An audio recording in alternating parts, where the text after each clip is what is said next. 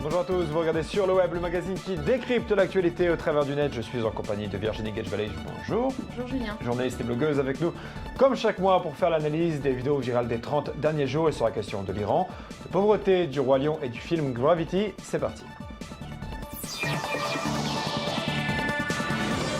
On commence cette émission par l'Iran. En avril, un studio basé à Téhéran a réalisé une sorte de micro-trottoir et a demandé aux passants ce qu'ils souhaitent pour les fêtes du Nouvel An perse. Une entreprise israélienne qui traduit les infos iraniennes en hébreu pour rapprocher les deux pays a mis en ligne une version de cette vidéo avec des sous-titres en hébreu. Regardez à quoi ça ressemble.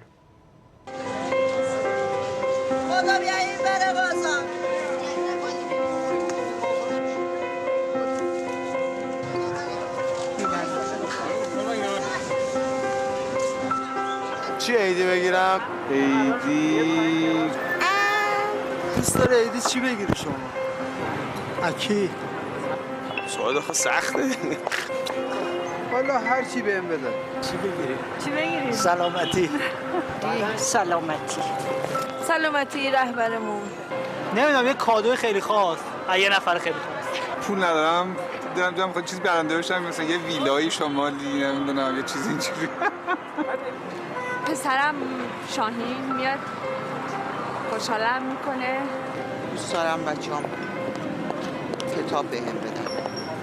من دوست داشتم با انتقالیم به دانشگاه تهران موافقت کنم یه دونه ماشین خیلی خوب با یه سویچ خونه یه بلیط که باش برم مثلا به مسافرت. سویچ ماشین با یه کلید خونه یکاش میشه سربازی نرم. هرچی از دوست رسد نیکو. Alors Virginie, qu'est-ce que ça nous apprend concrètement sur l'Iran, ce genre de vidéo? Ça nous apprend que l'Iranien est un être comme les autres et que quand on lui demande... douter. Voilà, non mais bien sûr, c'est vrai que quand on regarde la télévision et quand on regarde ce qui se passe au point de vue diplomatique, on peut avoir peur, mais finalement quand on regarde la population, on se dit que ce micro-trottoir aurait pu être le même à Paris ou à Tel Aviv. Et je pense que c'est ça qui manque dans cette vidéo qui n'a pas finalement cartonné. C'est quoi? C'est que si on avait fait un montage de ce que demandent les Iraniens dans la rue pour le Nouvel An perse ou les Européens ou les Israéliens à Tel Aviv, on aurait eu les mêmes réponses. Et c'est ça qui manque justement. Là, on est touché parce qu'il se trouve que ce sont des réponses qui sont effectivement très touchantes. Les clés d'une maison, un livre de la part de mes enfants. Il y a des réponses très touchantes. Mais je trouve que on n'arrive pas à se projeter en se disant mais finalement c'est les mêmes réponses que nous parce que il n'y a pas ce monde. Mais parce que je trouve qu'aujourd'hui à l'heure de l'image il faut accompagner l'internaute et il faut lui montrer les choses très clairement et je trouve que là le travail est à moitié fait. L'internaute est stupide en fait. Non, l'internaute il est pas stupide mais il a un peu envie qu'on lui mâche le travail aussi et je trouve que la démonstration n'est pas efficace parce qu'il manque justement les images de Tel Aviv où on voit des gens qui disent bah oui moi je veux une villa dans le nord du pays par exemple. Les réponses pourraient être finalement les mêmes. Et c'est ça que je trouve très intéressant. Après, à savoir si ça rapproche les deux peuples, moi je suis assez pessimiste et j'y crois pas du tout. Mais je trouve que la vidéo aurait gagné à être un petit peu plus aboutie. Oui, on rappelle l'entreprise qui a sous-titré ce genre de vidéo, donc, comme je le disais, traduit des informations iraniennes en hébreu pour l'approcher. Donc la vidéo, comme vous l'avez dit, avec les sous-titres en hébreu, n'a pas connu de succès particulier. En revanche, la vidéo initiale qui venait d'elle d'Iran avait... oui, elle a connu un joli succès pour le coup. Et je trouve que... Non, c'est vraiment une initiative intéressante, mais je trouve pour le coup, moi personnellement, qu'elle n'est pas aboutie. Bon, très bien, ce sera le mot de la fin sur ce sujet. On parlera à présent de pauvreté. Au Royaume-Uni où une ONG a trouvé le moyen de se faire remarquer apparemment. Attendrir le public sur la condition des pauvres ne marche plus. En revanche, insulter les pauvres peut faire réagir. Morning. Can I give you some info? Morning, sir. Take a leaflet. Leaflet, guys. Morning, buddy. How are you? Would you like to take a leaflet? Fuck the poor? Would you like to take a leaflet, mate? What do you mean, fuck the poor? Fuck the poor. Fuck them. That's disgusting. What's all this? What do you think we should do? I've been homeless for 2 years. Just standing there like an idiot. Fuck out.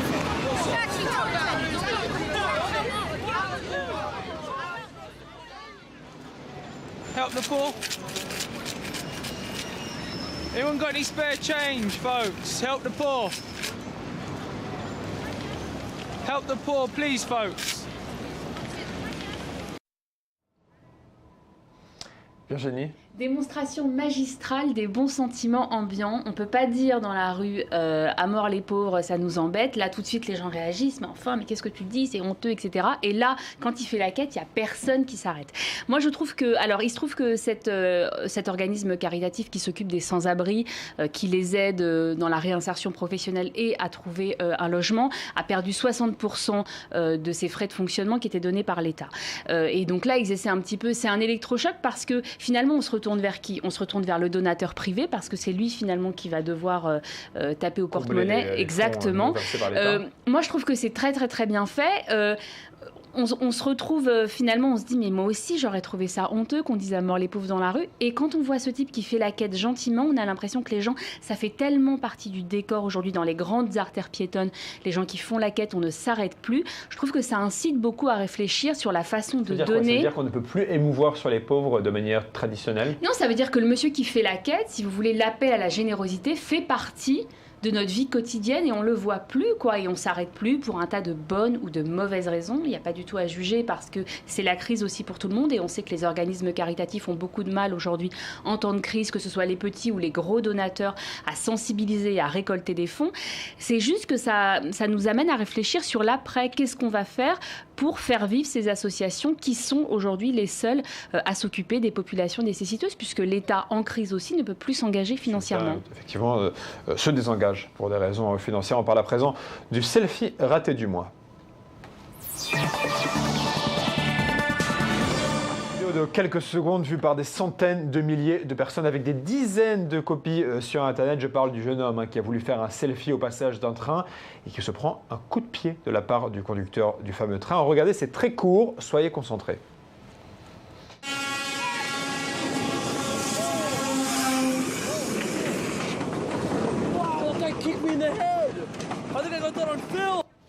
Virginie. Jared Frank est canadien. Il était en vacances au Pérou, donc il a eu cette idée. C'est la personne, Oui, bien sûr. C'est le jeune homme qu'on voit là, c'est un ado. Il était tout content, il a eu une idée hyper brillante. Il s'est dit, je vais faire un selfie au passage du train. Et alors, je ne sais pas si le type a voulu lui dire de dégager pour sa sécurité ou s'il a voulu l'embêter. Le coup est très violent. Moi, j'ai eu très mal pour lui, mais manifestement, il n'a pas trop mal. Il est super content. Il dit, waouh, super. Le pire selfie de l'année, je ne suis pas sûre, parce qu'il va récolter 250 000 $ à peu près, ce qui équivaut à 180 000 €. Pour quelle raison? Parce que ce petit garçon, ce petit ado est plutôt...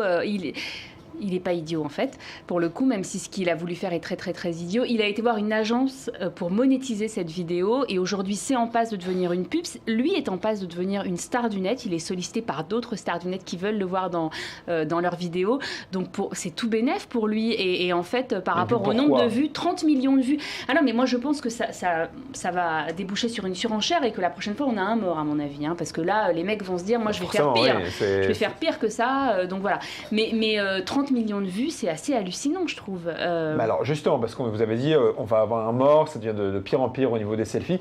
Rien que le mot selfie, allez, on est en début mai 2014, c'est devenu péjoratif. Non, c'est pas devenu péjoratif, c'est has-been, mais vous savez, les phénomènes d'Internet, ça monte comme ça, il y a une hyperbole, après ça descend très vite. Après ça descend, on est un peu sur la fin, mais lui, il nous fait un petit peu du massage cardiaque, là ça remonte parce qu'il offre un truc qui est assez énorme. Je pense vraiment qu'il n'a pas voulu faire quelque chose d'extraordinaire, il s'est pris un coup de pied, il l'a pas vu venir du tout. Ça pense pas, non. Et bon, après il a eu la bonne idée d'aller voir une agence web pour monétiser tout ça, et 180 000 €, franchement, pour se prendre un coup de pied, ça va. Hein. Vous s'est pris un coup de pied dans le visage pour 180 000 €? Moi non, mais parce que moi en vacances au Pérou, si un train passe, je me dis pas je vais faire un selfie, quoi. Mais bon, moi j'aurais pas gagné 180 000 €. Il n'en passe quand même, tout de même, le selfie est devenu quand même péjoratif, ne serait-ce que symbole du narcissisme suprême. Oui, c'est un ado aussi, il est en plein dedans.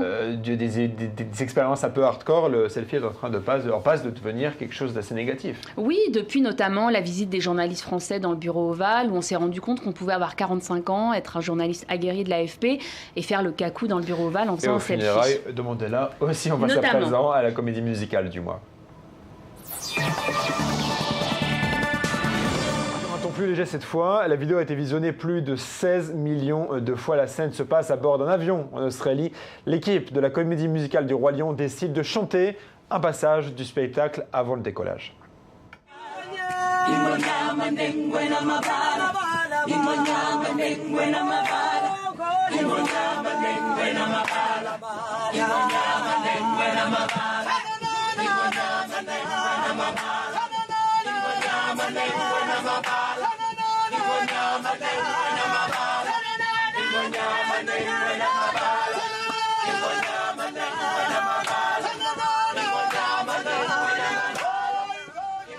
Virginie, est-ce que le succès de cette vidéo est dû au mythe du Roi Lion ou à cette prouesse artistique? Alors, le succès de la vidéo est à mon avis dû au succès de la comédie musicale à Broadway, puisque c'est le succès le plus phénoménal que Broadway n'ait jamais enregistré.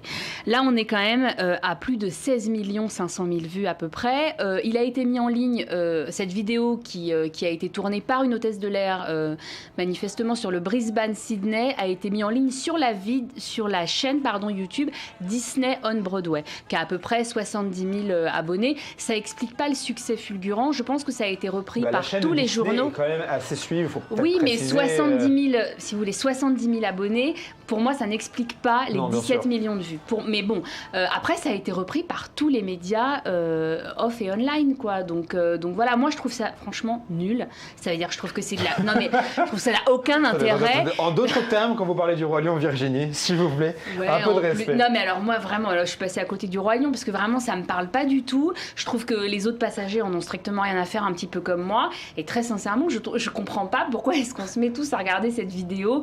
Voilà, c'est de la feel-good vidéo. Tout le monde, il est beau, tout le monde, il est gentil. Ils sont en train de taper des mains comme ça. Parce que le décollage, c'est ennuyeux. On attend. Parce que là, c'est pas ennuyeux. Les gens s'ennuient derrière. Sur le siège, il y a tous les paranoïaques qui sont en train de devenir fous, qui veulent prendre un comprimé. Et d'un coup, il y a des gens qui se mettent à chanter. Forcément, ça détend l'atmosphère. Je suis pas sûre. Moi, je suis pas fan de cette vidéo. Mais bon, 16 millions de personnes, on ne peut que s'incliner. On est tous des parano dans l'avion qui ont peur de prendre l'avion, des journalistes de tous bords qui ont peur de prendre l'avion. Je suis sûr que s'ils avaient eu cette personne à côté en train de chanter, ça les aurait détendus. Ou alors il y aurait eu un mort. Voilà. Je ne sais pas. Il y aurait eu un mort. Très bien. Virginie, si vous le voulez bien, on va passer à présent à votre choix, au choix de l'invité. Virginie, de quoi s'agit-il?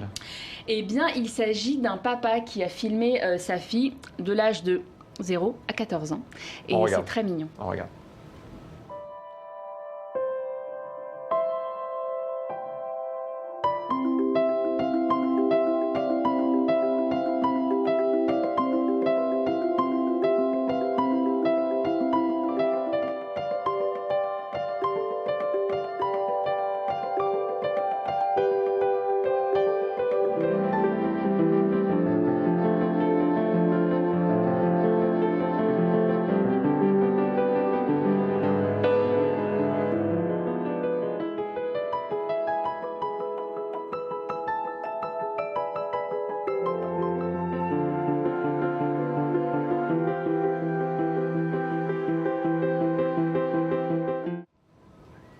Virginie. Alors c'est pas le premier à faire ça, donc vous me direz pourquoi celle-là et voilà. Mais moi je trouve que ça va donc de 0, on l'a vu, à 14 ans, et je trouve qu'à partir de 10 ans, on se rend compte que la petite fille bouge un petit peu plus, qu'elle touche un petit peu ses cheveux, qu'elle est un petit peu hystérique comme ça, comme les ados. Et je trouve intéressant. Non mais je trouve intéressant qu'on s'arrête aussi sur cette période-là. On la voit avec un appareil dentaire. Bon, elle reste quand même jolie, ce qui n'est pas le cas de tous les adolescents qui ont un physique ingrat, tout ça. Mais je trouve que c'est un message d'espoir quand même parce que voilà, je trouve qu'il y a beaucoup d'empathie dans le regard de ce papa. Et elle est... on voit qu'entre 10 et 14 ans, il se passe quand même des choses. Mais pourquoi ça devient viral? Enfin, excusez-moi, c'est pas votre fille? Non, c'est pas ma fille, mais ça me parle. Je trouve que ça me parle parce qu'on a tous été un enfant, un ado. Et je trouve voilà, qu'elle est mignonne. Et je trouve que la musique est bien, le montage est bien. Il donne les âges à un moment donné, ce qui n'est pas le cas de toutes les vidéos où des parents filment leurs enfants. Non, je trouve qu'elle est vraiment bien. La personne qui a réalisé ça est un professionnel, un habitué du genre? Oui, c'est pas Monsieur Tout le Monde qui a bidouillé ça dans son garage. C'est un professionnel, mais c'est pas non plus un cador. Non, je trouve que voilà, il a fait les choses bien et surtout, moi, c'est entre guillemets un de mes regrets à moi parce que j'aurais pas pu le faire pour moi parce que voilà, la petite est née en 2000, voilà, puisqu'elle a aujourd'hui 14 ans et voilà, je trouve qu'il a eu cette idée en 2000 de faire ça et je trouve que c'est intéressant, voilà. Mais ne serait-ce que techniquement, excusez-moi, hein, mais non, c'est pas, il y a rien de révolutionnaire à l'époque, donc. Il y a rien de révolutionnaire, c'est une petite caméra, mais d'avoir eu cette idée-là, je trouve que c'est intéressant dans les années 2000, le début de l'Internet vraiment généralisé pour tout le monde, etc. Je trouve que c'est intéressant d'avoir fait ça et je trouve que pour elle, c'est un souvenir inoubliable. Et le projet, c'était quoi? Le projet, c'était de publier pour son anniversaire des 14 ans? Ou est-ce qu'il s'est lancé, il a dit bah, je continue. Non, je pense que le fait de la filmer de façon aussi... parce qu'en plus, on voit bien que derrière, elle est sur un mur blanc. Il a pas fait... On a beaucoup aussi de parents qui font avec des fonds différents, donc les raccords sont moins jolis. Là, je trouve que c'est joli, c'est un joli projet, bien fait. Voilà, ça se regarde, il faut le regarder, c'est très mignon. Bon, très bien, ce sera le mot de la fin sur ce sujet. Merci infiniment Virginie d'avoir été avec nous. C'est moi qui vous remercie. Le mois prochain. Votre adresse Twitter a figuré à l'écran pendant toute l'émission pour ceux qui veulent vous contacter et discuter avec vous sur Twitter. Et Dieu sait que vous êtes présente sur Twitter. Oui, bien sûr. Si on a envie de discuter avec vous, merci beaucoup d'avoir été avec nous. Voilà, c'est la fin de cette émission consacrée aux vidéos virales du mois d'avril. Merci à vous de l'avoir suivi. On va se retrouver demain, même heure, même endroit sur l'antenne d'i24 News pour de nouvelles infos en provenance du net. Bye, vous me manquez déjà.